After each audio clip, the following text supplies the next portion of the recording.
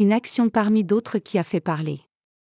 Dimanche soir au Matmut Atlantique, l'Union Bordeaux-Bègles et le Stade Toulousain se sont livrés un duel épique en clôture de la 19e journée de Top 14, 31-28.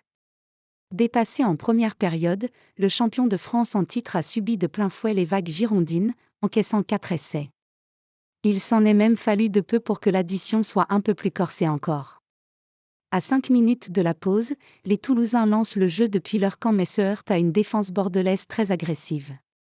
Adrien Marbeau avait un doute. Le troisième ligne centre international japonais Tevita Tatafu monte fort sur Antoine Dupont, l'empêchant d'assurer sa passe. En lecture, Damien Penaud tente d'intercepter mais Paul Coste l'en empêche en claquant le ballon d'une main vers l'avant. Une faute volontaire que l'arbitre de la rencontre Adrien Marbeau a demandé à revoir à la vidéo pour juger si elle ne valait pas, en plus d'un carton jaune, un essai de pénalité. Voir le tweet.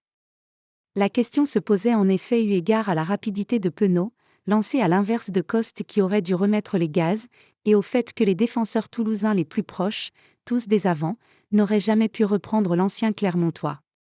C'est l'intervention de l'assistant vidéo Philippe Bonnour, très catégorique, qui a conduit Adrien Marbeau à ne pas aller plus loin que pénalité et carton jaune.